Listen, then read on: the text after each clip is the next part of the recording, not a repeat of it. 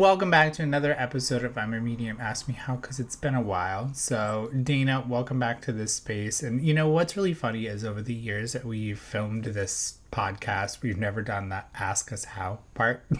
Yeah, well, and we're mentors, we're teachers, and we get to actually talk to people in their development, where they're at, and we get to do that with, I don't want to say like one of our favorites, but I'm going to say it. I'm going to say it. She is one of our favorites. Laura Bethea is with us today. Did I say your last name right? It is Bethea, but of course I'm putting a Southern spin on it, right? How rude Welcome, that I Laura. have been saying it the wrong way the whole time. Well, it's probably just in your head, though, wasn't it? I was saying it like a Hawaiian would say it. Okay, well, there you go. That works. Because a Hawaiian would say every vowel, would. like, but they, It's usually Bethia. Yeah. Beth, Well, yeah. Yeah. everybody thinks I'm Okay. Wiley, and everybody thinks Matt is a Tao. So welcome. Yeah. I think it's part of Toe, your medium. toe. Yeah, toe. I mean, yeah. They can think I'm a Tao. That makes it a lot Yeah. easier for me. I think it's part of you being a proper medium is that people will say your last name wrong. So welcome. Yep. You know, Suri has a Thank you really for cute having me.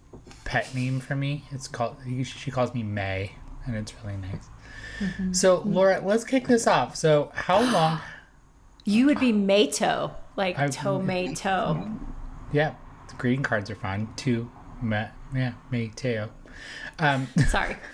Awkward. Let's get to it. So, Laura, how long have you been a medium or a developing medium? My first development circle, let's start there. Because I did a year and a half, almost 2 years of reading every book I could find. But my first development circle, and I was like, I'm just going to stick my toe in it, was with both of y'all in November of 22. Yep. And I stuck my toe in it, and then I just jumped. So, you were reading books before you went to our development circle? Yes. Were you having experiences prior to that with mediumship? hmm Tell us a little bit more about that if you're comfortable. Yeah, I am. Before I started with development, I actually had a huge, huge experience with my son. And I was washing dishes, just kind of zoned out. And I heard it sounded like horses on my roof. And so I went into the bathroom, looked up at the skylight in there, and there are these kittens staring down at me. And I chuckled, and then I heard right here beside me my son laugh and say, "That's crazy." Wow. Yeah, and it was just my heart filled up with love and joy, chills all over, and it proved to me he is right here with me, right? And Did you have a lot of experiences like growing up? um I don't remember a lot of my childhood, I'll be honest. I can remember thinking I saw stuff and just would be scared and hide under the covers, right? As an adult, I've had a lot of experiences, and my daughter's had a lot. Yeah. Of seeing things, being touched, that kind of thing. Yep. I But know people will ask this, like, what were like your go-to books when you were like reading those books before, or even like during this whole process? Like, what has been like your biggest like go-to book that you were like, that was like the most, especially like 2 years into this, like what has been like your favorite books about mediumship development? my favorite books have been it was Spirit Speak. That I still think that's one of the best ones that there is. One of the ones I started with was the one that Janet Novak wrote. Mm-hmm. That and Journey of Souls. I can't remember that author's name, where he's kind of doing like the regression, right? Dr. Michael Newton, right? Yes. Yeah. That's one of the first ones I ever read was that. But as a medium, I would say that by Michael Mayo. And then there's another one called magician to mystic that I think is just really profound and really kind of helped me figure out, what I need to kind of concentrate and where your mindset needs to be. Yep. So, when you were reading these books, what was your first thoughts around mediumship before you learned anything else? Like, you may have dipped your toe into mediumship with the development circle, but what was your thoughts as you were reading this? What were you discovering about yourself? That it could be possibly something I could do. I had always enjoyed the Tyler Henrys, the Long Island Medium. I used to make my son sit and binge watch Long Island Medium. He's tell me, he's like, I'll buy you a reading one day. and then look, right? Yeah. he kind of Yeah, delivered on that promise he in a did. weird way, didn't he?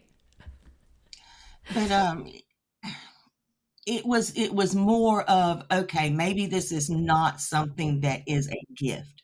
Mm-hmm. Okay. In that, maybe let's see if this is accessible to me. Right. And then going into your developments, I saw you, I did see y'all on TikTok, and you made it very like anybody can do this. You've just got to put the work in it. Right. Mm-hmm. That's kind of how I took the message that I was getting from y'all. Mm-hmm. And so, like I said, in the development circle, So, what was your experience for your first development circle? Like, what was your thoughts going before, and then what were your thoughts afterward? very nervous going in, extremely. And fear, I think everybody, the fear of failure, right? Of Mm-hmm. looking silly, of looking stupid, right? Um, but the way, because I think I was with you, Matt, that first time when I went off into the break off room for the beginners.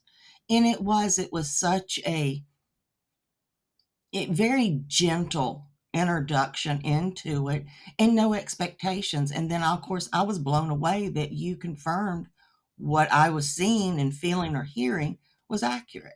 And that, of course, everybody gets that high, right? Mm-hmm. And you And you're became kind of like, addicted. wow, right.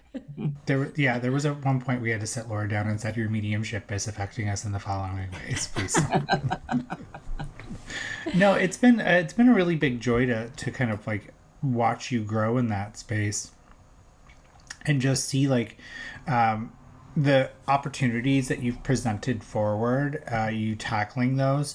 What was your biggest surprise when you were developing mediumship that you didn't realize was going to be the hardest part for it? There's several things. One would be trusting myself to trust spirit, Mm-hmm. right? It had nothing to do with spirit. It all kind of, it's still, it's you. I'm getting in the way. I can't just surrender, Mm-hmm. um, that. And then also that realizing not everybody's going to have the same thoughts and views as I do, right? Mm-hmm. Mm-hmm. Has But that ever been like an issue with you in your development where you've had different opinions? um, yeah, not so that where we argued over opinions, but I've had another development medium apologize for my reading to someone else. And that one kind of really hit me hard. It did. It took me a while of a lot of soul searching. I was like, well, did I do it wrong? And I came back and it was like, I don't think I did anything wrong. I think it was just how she viewed it and Mm-hmm. how she thought reading should be done. Gotcha. So like opinion around like the process of the reading, whether it be like interviewing, tidying it up, having a message, and then moving forward. Right. And I think, yeah. And it was a difficult passing. The sitter who I was reading for, it was a difficult passing. But I don't think I was off-putting. I was just giving what I got, right? Mm-hmm. And I didn't know what the passing was at the time. So, but anyway, that was a big one. And so it was like I can't allow others to determine my worth. Mm-hmm. Mm-hmm. It's a good point. It was a big lesson to be as old as I was to have to relearn that once again, you know? Mediumship has a way of doing that to us, of like making us really face the things that we've been running away from our whole life, of like that, you've been with us for a long time, but we say this all the time of how much personal development happens in our mediumship. And you even said that it's not even trusting the spirit world, it's trusting ourselves that has been a big challenge for you. One of the things that I wanted to ask you about, we often start with our beginning students of what is your why for stepping into mediumship? And I'm just kind of curious, like, what was your why when you first started versus like, what is your why now? And have they shifted or changed at all? Well, my why was to connect with my son, because that was just so, I've told several people that broke me. It really broke me when I lost my son. And so I was really searching for that connection back with him. Plus, I had always been fascinated by it. I had been. I don't know. I'm not sure what my why is at this point. I know I can't live without it. Okay. It's ingrained now. It's a part. I think I would extremely be very sad if I could not continue with it. It's just But part I of who think you are. it is. You would like to give good readings to people and, to help with healing, but I don't know if that's necessarily my why. I don't know. There's been so much self-discovery that maybe that was a big part of why I was supposed to do this. What was your favorite part in development? So like you went in, you wanted to connect with your son. And so we've moved beyond that. What was your favorite part of like your journey so far? Like that's something that you're just kind of like, wow, I got a lot out of this. My favorite was Friday nights. I loved how intimate that was. And it was really kind of really challenging everybody to kind of go beyond what, you're used to, right? Those, and I would come away just so elated, even if I didn't do well. Even if I kind of flubbed or whatever that night, I still walked away just really elated, kind of on a high, in essence. So Laura's talking for those viewers who don't go to our circles, Laura's talking about, we used to do this thing on Friday nights where we started the mentorship where we had 8 people, and we noticed that they didn't have a place to go. They were like, I don't want to go back to like my regular circle, but I want to be challenged, because we did a whole bunch of like fun engaging things in our mentorship. And so we created this thing on Friday nights that was called Stretch and Flex. And so essentially it was mentorship exercises for more advanced people to really kind of push them. And I know Laura was like, oh, man, like at first it's tough. It's tough because we get you out of your comfort zone, and it's not the same. So like a normal development circle, you're going to go into a breakout room, you're going to read for a couple minutes, like 12, 13 minutes, and then you're going to be the recipient of a reading, and then you just come back for Q&A and you leave. For Stretch and Flex, we were like coming up with some really wild exercises, and so we do that now in just another sort of form. But it was really nice to watch you guys grow, because what I liked the best about it is, like, you're right, Laura, it was really intimate, but it was like exactly what Spirit knew they needed for that night. Yes. So y'all would show up and you'd have the same issue, and we're like, okay, well, let's iron this out right here, right now. It really would end up being that way. It was amazing. It was. And then, like you said, but you've changed the format and we're doing something different, which I absolutely am just excited over this. Yeah. But I think we'll bring back that format again. Right now we're focusing on more of a set mentorship thing, which we're kind of doing a lot more of kind of those programs things, but hopefully one day we'll bring Stretch and Flex back, because it is fun to just do those inventive things. One of the things that I loved about that was, and I don't know if this was part of what excited you, Laura, I'm interested to hear, but was how Spirit would show up in unexpected ways. Like we would almost play with the spirit world in the Stretch and Flex space of like, let's set the intention for this to happen tonight or to be challenged in this way. And it would be so interesting how the spirit world would show up and challenge each medium and work with us and play with us. It was just a very, like, the spirit world understood the assignment every Friday night. It was really a cool thing. And it wasn't like, especially like you said, it wasn't necessarily all about you delivering this amazing reading that night, because you got to be invested in somebody else having this beautiful experience with the spirit world that night, or seeing a beautiful reading happening, because that's also what happens in a development space, in my opinion. Is, yes, it's about our own development, and it should be keeping our eyes on our own paper, and it shouldn't be comparing or anything, but we're all developed whenever we're working with each other, and when we're working with spirit, and when we're all sitting in the power and working with it together. And there was something very intimate and beautiful in that space on Friday nights, because spirit was so very present in that space. And there was this place of like, we're just trusting whatever's going to happen.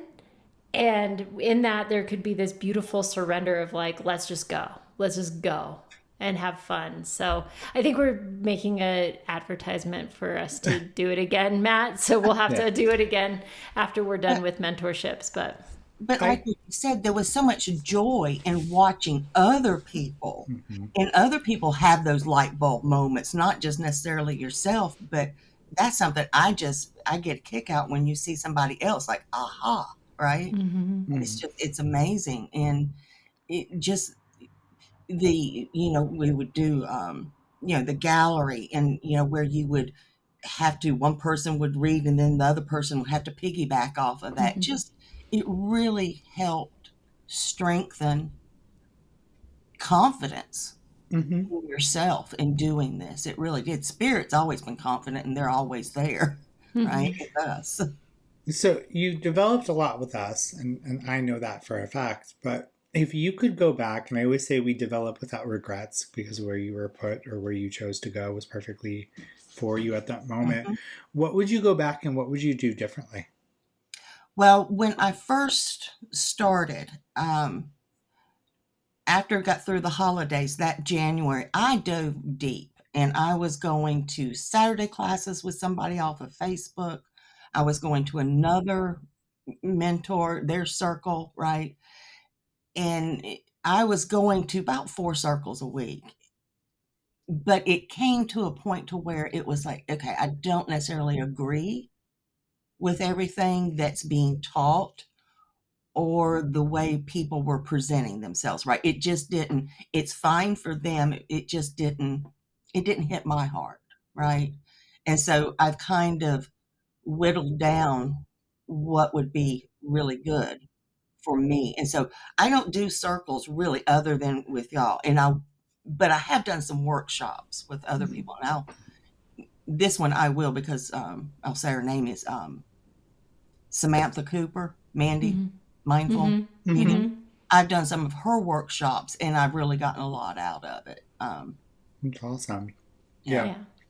I'm noticing a lot of mediums that either have a lot of spiritualist perspectives or point of views, or of training, have very similar spaces, and that's not to knock somebody else that believes something else. But like, I think that once you learn under a spiritualist medium, you're just kind of like, okay, I can go find, and you can navigate a little easier of where you want to go, right? Because it's like buzzwords or key terms that they use. Has this changed your mind as far as like religion goes for you? Like, how has mediumship development changed the aspect of your spiritual belief? It has changed what I consider what God is. Yes, very much so. I was not practicing any religion, and haven't in years and years and years anyway. But what I consider the divine has changed quite a bit, because as a child was raised up, you thought it was this one entity. It was this one man, right? And I don't feel that way anymore. I feel like it's much more of a collective of energy is what the divine is. that's what makes me feel good. That's what in meditation I'm able to connect with better than it just being one guy up there that's created all of this. So It's yeah. awesome. Yeah, So I agree. yeah, that's changed quite a bit, quite a bit. How have you changed as a person since you've started? What do you think you gained a lot more understanding of within yourself? Well, I think if you take outside of day job, my day job, I'm a different person in that, right? Mm-hmm. But I think outside of the day job, I am a little bit more, I think, more understanding, a little bit more empathetic and forgiving of how others. I don't feel like I'm as opinionated to other people, and I'll just pretty much like, okay, well, we don't mesh in our thoughts. That's okay. You can go your way, I'll go mine. You know, that kind of way. In my personal life, I would Yeah. say. Have others seen any changes in you or noticed anything different or anything like that? No, my circle is so small. It Yeah. really is very, very small. Although I did have, and this, what was it on? It was on TikTok. I did a post. And one, Hunter's, my son, who's passed, his first real girlfriend, she and I still stay in touch. And he loved her to death. But she posted, she was like, she could see the healing in my face. And so that really, that meant a lot to me. It really did. Because I was like, oh, wow. You know, I hadn't thought about that. But she could see it. Yeah. I think grief is really funny, right? Because I think being a medium and having grief, you kind of understand that they don't die. We don't die. Our physical dies. But how has this helped you in your grief journey with losing your son? Like, how have you developed a relationship with him now that he's not here anymore? Like, how has that changed for you? Um, I don't know if I asked that right, but no, I know exactly what you're talking about. And it is a different connection with him now, mm-hmm. right? I still mourn the old connection greatly. I mourn that quite a bit. But there is this new connection with him, and I can feel him. Um, do I feel him all the time? No. And it kind of goes in waves, right? Um, it's almost kind of, how can I word this? It is this connection with him now that there's no worry, there's no expectations. You know, it's different than when he was alive, right? Um, it's Mm-hmm. beautiful. It is. I love that you honored the fact that we still miss them here. Like it's a different relationship. Yes, It's beautiful that you get to have almost this new relationship with it him. is. Mm-hmm. But that doesn't mean that the old one is gone and that hurts. And we don't get to hug and we don't get to have those same kinds of connections. And, I'm always really emphatic about reminding people that mediumship isn't a replacement for our grief, or it doesn't fix our grief. We still are going to always miss them in the physical or miss what we're not going to have with them moving forward in the physical, but there is something different. I think you talked about that so eloquently. That inspired me because I was listening to the way that you describe grief and the way that you describe mourning, as you know how they always say stages of grief.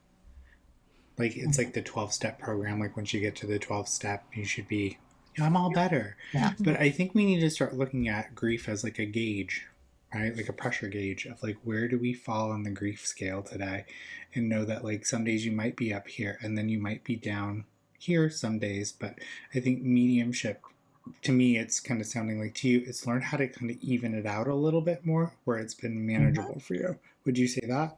I do. I agree with that. And I don't know if y'all want to say, but I actually track. my moods. I highlight every day. So I track how I'm at because I need to know when I'm really deep in that grief because it does affect other parts of my life, right? Hmm. And I can look back and I have some months where grief is just really huge, right? Other months it's not. And so yes, I do think you need to gauge it. Does it make it easier for your mood calendar to be able to gauge when you know that something's coming up? Like, how long have you been doing this for? Couple of years I've been doing this. Have You you noticed inspired me. patterns? Pat. You inspired me. You said do emojis. I love that. Are you I actually drawing emojis? But have you actually started to see patterns in the last couple of years based on like what you're feeling if you were to compare it to the previous year? I would have to go back and look. I have That'd not be looked fascinating. that far back, and it Yeah. would be interesting to go back that far and to Yeah. look at it. I've gone back several months because it was like this month has been better. Hmm. Last month was not that great, you know. It's the grief gauge. Yeah. We're coining that here at Matt and Dana. Well, The that's grief the thing. gauge. It's funny that you say, do you see patterns? But grief is so unexpected. Like, I think that's one of the most difficult things about grief is that you think you're doing great and you're like, I got it all figured out. Everything's good. And then boom, like something just hits you out of nowhere. Like a song gets played that hits you and you weren't expecting to hear it, or somebody's wearing a cologne that smells like them, or whatever, and it just knocks you off your feet in a way that you don't expect to be knocked off your and even like anniversaries and death dates for me, it's like there are some years where it just rocks me to my core and Mhm. I cannot get out of bed and I can't do anything and I'm just bawling my eyes out all day. And then there's years where I'm like, it's just another day. And so I think that's one of the hardest things about grief is it's so unexpected. You just don't know where it would be so much easier if there was a pattern to it, wouldn't there? Hmm. Yeah.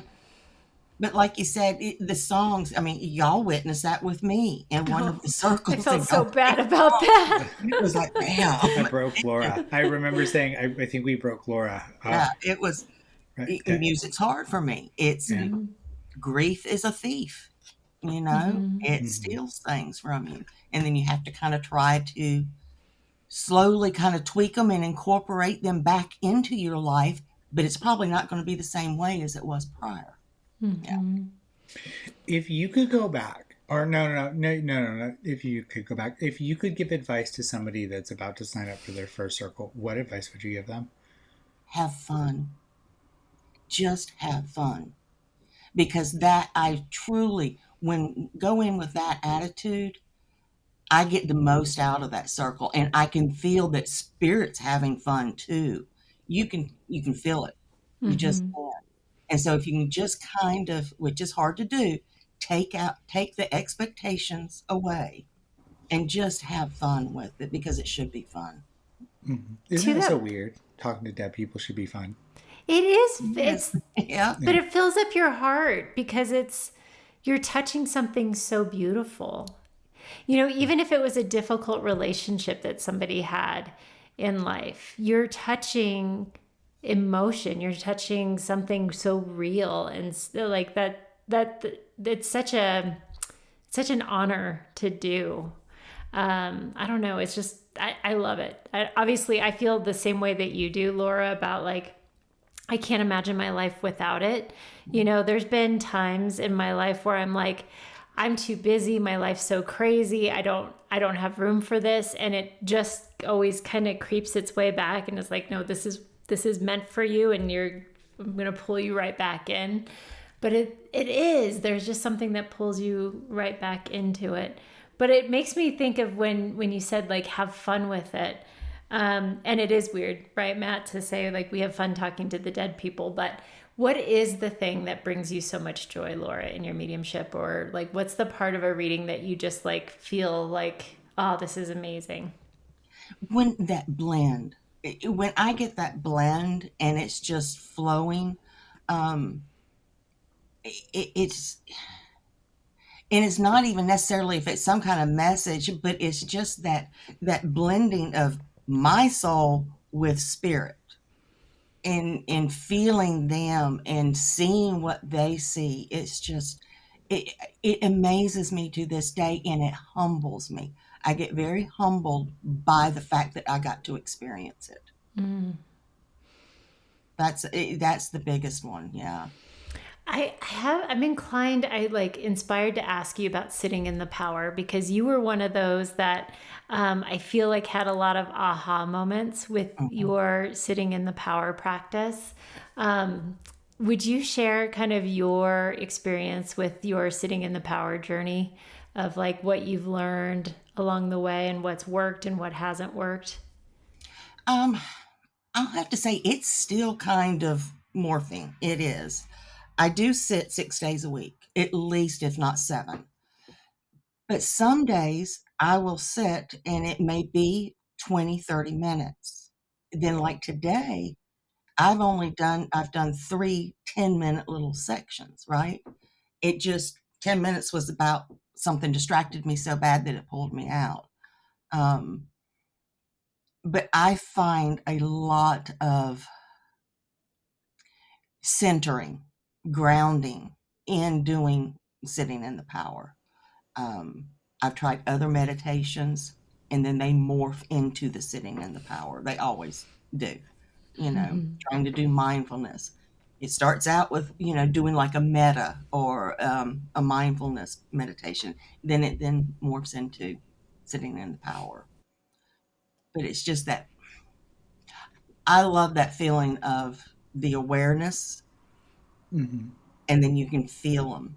You just feel the energy around you. And I don't know if I'm addicted to it or what, Well, I but I love love the feeling. that you feel the groundedness from it, and that you, I feel like sometimes mediums can feel like it's a have to. Like, I'm not a good medium if I don't sit every day or whatever, but it feels like something you do for you instead of for your mediumship, if that It makes is, sense. because if I miss, let's say I miss 2 days, I don't feel normal.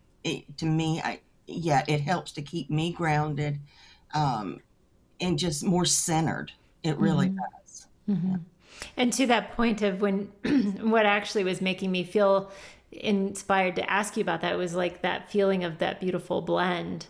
I feel like that's a big part of that is how much you sit. I think, is it you do you still sit with the brown noise? Sometimes, yes. Brown noise is my favorite. I will say it's still my favorite. But I'm also trying to just do it with nothing, no music, no blindfold, just being, Beast just mode. being. Beast Laura's in beast mode. I remember that day that we were introducing brown noise, and you just had this huge aha moment of how much you liked it. Because Yeah. I'm the same way as you, where if I have music, it pulls me out. There's this song that it's Brain Waves, and Megan Elisa introduced it to me. And there's this like little piano part that just goes ding dong ding ding, and I just picture the person pressing the keys, and then I anticipate it and it's coming, and it immediately pulls me out. So Yeah. I tried the brown noise, and that really worked. But I think what's do you have ADD? Well, back in my time, they didn't have that diagnosis. We Okay. just called you excited. Yeah. They just Uh, called that squirrel. Yeah. right. So do you have like a very like hyperactive attention span where you just kind of like can get easily distracted? Yes, and I do that even now. Yeah. You Mm-hmm. start one thing and then you're like, oh well, I need to go do that. Yeah. Mm-hmm. Yeah. Yeah. So I think that it's just really funny. Those mediums, we fall into these patterns, but then we like sitting in the power, and then we're like, I can't listen to the same song again. I can't do it. I can't. I like sitting in silence. It's I got really hooked on it when we went to Arthur Finley. Mm-hmm. And then it got really weird to sit with music after we came home from Arthur Finley. But I got a what? comfort out of it because you remember when we were in no. Eileen Davies' library, and she was doing it, and then she played this song. I almost got a sense of comfort because I was away from home, that when she played a song I knew, I was like, oh, I'm good. I'm safe now. It's just like America, only better. Yeah. My question to you, Laura, would be, where do you want to see your mediumship go? Like, what are you currently working on? What are you pushing yourself on right now? Um, I would eventually like to work with the public. I would. Um, right now, I just feel like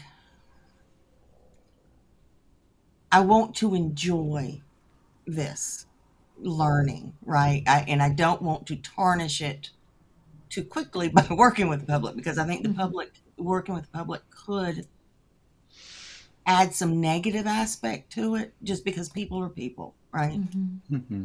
Um, I've always thought, when I first started, it was like 5, 10 years maybe to start working. And so right now, what I want to do is just to be the best and to be the most comfortable in doing this going forward. And I think maybe that's it, is just trying to get to where it's second nature to me. I'm comfortable doing it.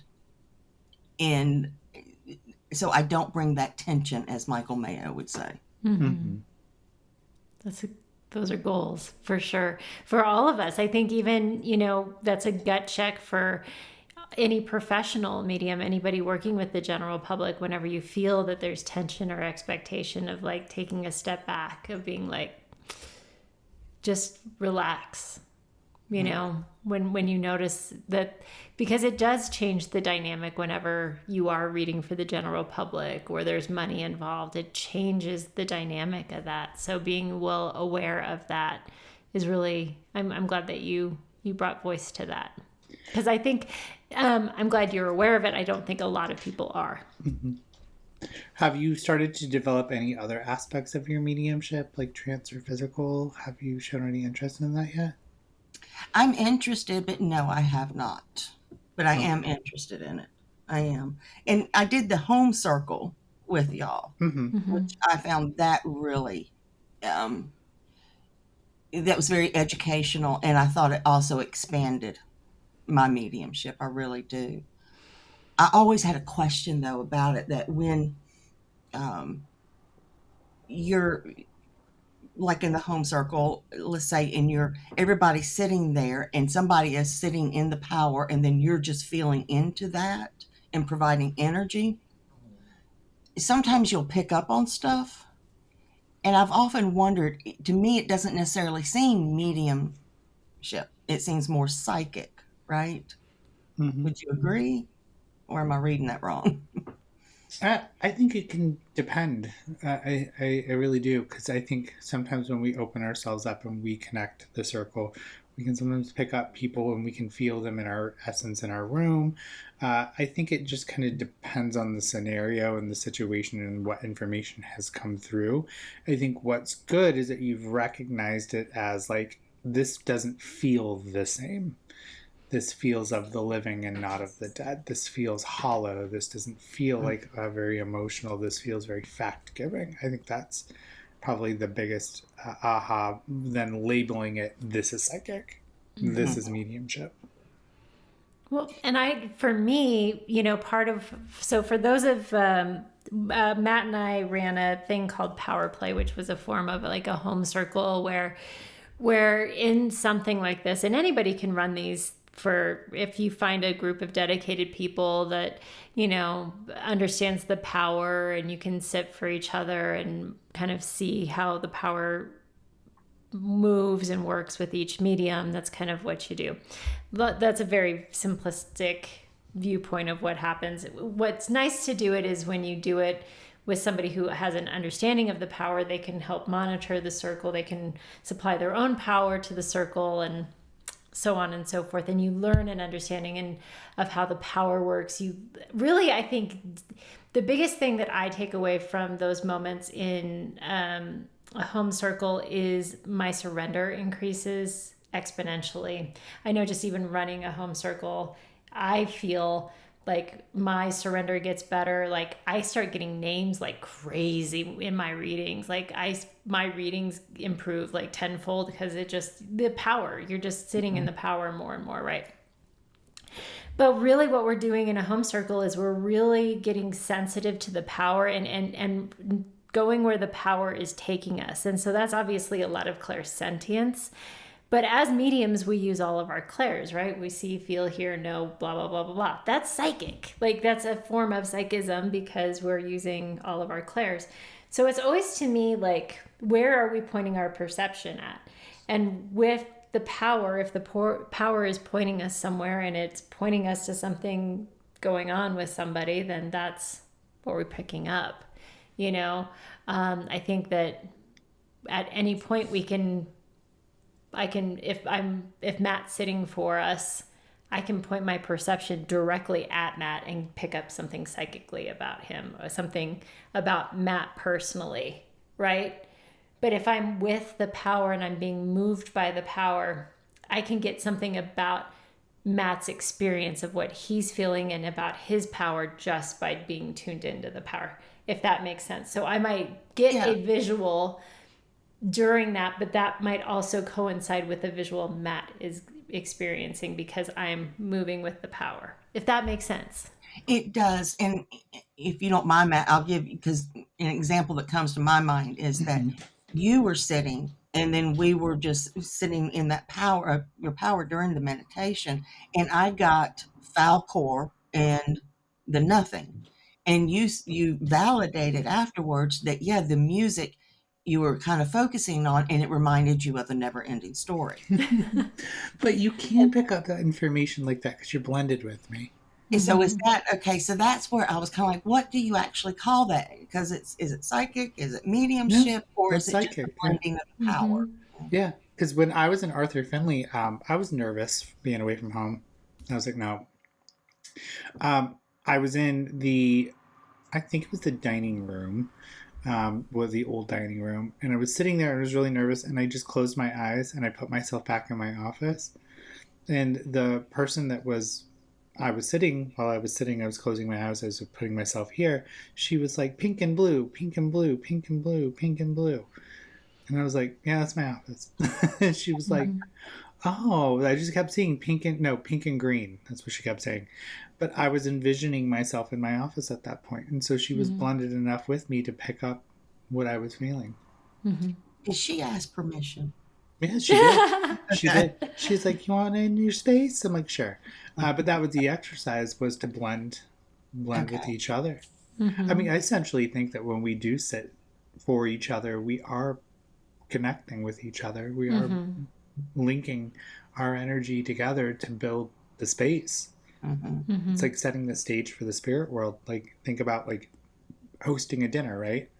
Everyone sits together and the table begins, right? We all begin eating once everyone sits down at the table and the last person served. I think that's kind of similar to mediumship, where we all link together and then the spirit world provides, right? So, I don't know. Yeah, because it's a blending of, because you're experiencing what the media, ideally, if it works correctly, you should be experiencing what the sitting medium is experiencing. If you're doing it right. If you're not, you should try to do that. Those are hashtag goals. That's mediumship goals. So, Laura, is there any questions you have for us? I don't at this point. I know one thing I'm working on, and it kind of goes back to the psychic part. When reading and doing a reading, if I do go psychically or ask if it's okay if I do, I never come away feeling really good. It kind of gives me this ick feeling. And so I'm kind of working internally, why does it do that to me, right? But I really do not like going psychic. Because you like the blending of the spirit world, that's why. Maybe it is. That's my drug, isn't it? Because mediumship and psychism feel different. And very different. Yeah. And I think you have more confidence and trust within the spirit world. So my question to you is, where can you have confidence within yourself? You know what I mean? Like, pay attention to what clairs are coming through in your psychism and like start to lean in on that. But my question to you is, how can you be beneficial within your psychism, and how can you blend them together? Yeah. Yeah. It also, like, here, tell me if this resonates at all either. This has already happened. Like, the dead person's already dead, right? Like, there's no stake in that game. Obviously, we want to deliver a helpful reading. We want to do a good job there, but whatever, right? And Matt kind of talked about that. There's confidence there. But like when we do a psychic reading and I'm like telling you about something going on in your life, like if I tell you the wrong thing, like there's a little bit of pressure there. Like, oh my God, did I tell you like the wrong thing's going to happen or whatever? Like, am I giving you bad advice? Like there's a little bit of that, number one. Number two also is like, am I peeking in your window? Like it's a little bit of like dirty, like, am I eavesdropping a little bit? Am I peeking in your window a little bit? That there's a little bit of a different stake. Not that mediumship doesn't have high stakes to it as well, but it has a different, like this, the damage is done, if you will. But with psychism, it's here and now. There's decisions to be made. There's real life emotions happening right here, right now. And it's just a different vibe. And it is. And people do have a weird thing. Like, I know I had asked you, Laura, if like people, how in your life, if people see a difference in you and stuff like that. But I just know when like I tell people that I'm a psychic or a medium, people look at me weird because they're automatically worried that I can read everything about them or see everything into them and whatever. And I think there's that uncomfortability of like, am I looking through your mail or your checkbook or, it feels a little skeevy. Yeah. You're looking in your crystal ball, aren't you? Yeah. So it's just getting it. So if it's the skeevy thing, because I saw you kind of go, like, just remember, like, you're only going to get and this is to everybody, right? Just remember when we're given information, we're only given the information we need to know. Right. So like if you were to be looking in their psychic window, you're only going to see what you need to see. Mm-hmm. Like spirit is never going to share anything about their life that you don't need to know. Yeah. So you don't need to feel dirty or weird or whatever. They're going to give you as much as you need to know. And then you're out of it. Mm-hmm. But you're also a very private person. And so it's weird for you to like be all up in somebody's business because that's also not who you are as a person because you have a lot of boundaries, but you also respect other people's boundaries. Yeah, and that's where I'm kind of like, okay, well, they've consented and said it's okay, but yet I still walk away kind of, yeah.